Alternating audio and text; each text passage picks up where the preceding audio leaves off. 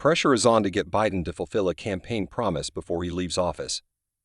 By 9 p.m. on election night, it had become clear to Jason Junaid that Donald Trump was returning to the White House. That night, he contacted his skincare company suppliers in China to order a year's worth of inventory for about $50,000, as much as he could afford to buy and add room to store. His hope is that the roughly 30,000 body brushes and exfoliating gloves make it to Bayer Botanics facility in Madison, Wis, before Inauguration Day. He thinks Trump is serious about his campaign promise to impose tariffs of 60% on all Chinese goods.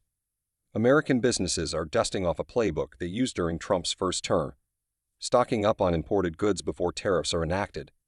They are also considering how to cope with the levies if and when enacted, whether they will be able to raise prices, and whether they will need to find alternatives to their Chinese manufacturers. The biggest consideration is, do we stay in China? Junaid said. When Trump began his trade war against China in 2018, U.S. businesses scrambled to front-load imports before tariffs were implemented, according to an International Monetary Fund analysis. As a result, the U.S. trade deficit with China, how much imports exceed exports, rose in 2018 before falling in 2019. Already, exports from China surged last month, which some economists think could have been driven at least in part by front-loading amid uncertainty around election results. Outbound shipments from China rose nearly 13% in October from a year earlier, well above consensus expectations and up sharply from 2.4% growth in September. Chinese exports growth should remain strong through the next few months because of front-loading, Wall Street economists said. China remains the world's top exporter of goods and the U.S. its top buyer. American companies bought roughly $430 billion of Chinese goods last year, with computer and electronic products making up the biggest chunk.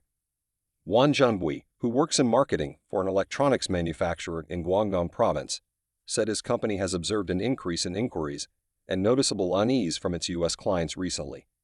He said that tariffs so far haven't affected sales significantly, but that buyers end up absorbing the levies and sometimes raising prices for their end customers. We'll do our best to focus on reducing costs to help ease the situation and make it through this harsh winter, he said.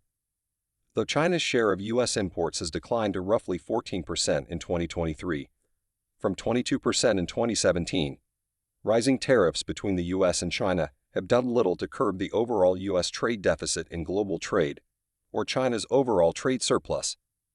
The persistent trade imbalance is driven by strong demand from American consumers and weakening domestic demand in China, according to the IMF.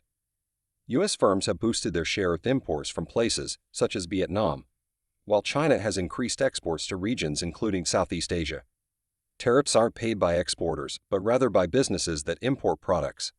Economists say those businesses usually pass on the bulk of the cost to consumers by raising prices.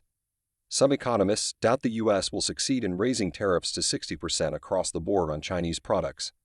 Economists at Goldman Sachs predict additional duties on China could average out to a 20 percentage point increase in the effective tariff rate. In addition to duties on Chinese goods, Trump proposed tariffs of 10% to 20% on imports from all countries. That would be the worst-case scenario for Leah Dark-Fleury, co-founder of Stone Fleury, a natural stone and porcelain wholesaler in San Francisco. She has been buying natural stone from the same supplier in China for 2 decades and imports most of her other materials from Europe.